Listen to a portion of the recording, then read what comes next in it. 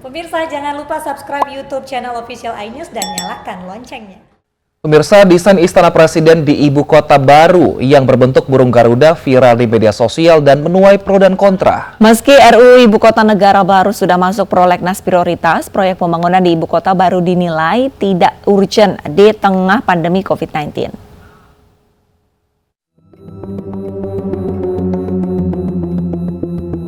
Pemerintah memastikan pembangunan ibu kota baru di Kutai Kertanegara dan Penajam Pasir Utara, Kalimantan Timur dilanjutkan tahun ini.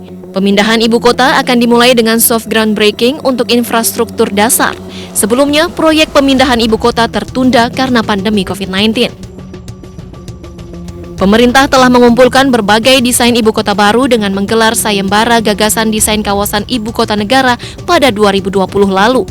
Sejumlah desain Istana Presiden mulai terpampang di ranah media sosial seperti Astana Indonesia Raya, ciptaan kelompok negara Rimba Nusantara yang keluar sebagai pemenang pertama dan Istana Negara dengan desain burung Garuda karya Inyoman Nuarta yang menuai kontroversi. Proyek pembangunan ibu kota baru diperkirakan akan memakan biaya sekitar 500 triliun rupiah.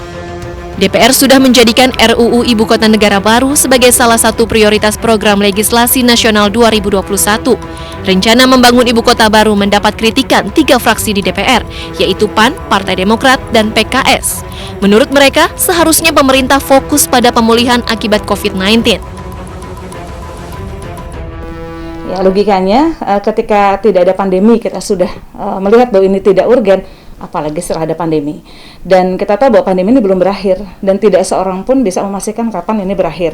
Sehingga kita pikir bahwa dampak pandeminya pun itu harus diatasi. Pandemi harus diatasi, kemudian dampaknya juga harus diatasi. Sangat besar gitu, sekitar 466 triliun gitu ya. Dan ini kalau ditanggung APBN jelas tidak mungkin ya. Tapi 20%-nya kan dari APBN, artinya sekitar 100 triliun dari APBN. Ini kan berat juga di saat kita kondisi penerimaan negara masih rendah, pajak tidak memenuhi target, beberapa unsur negara juga sedang terpuruk begitu.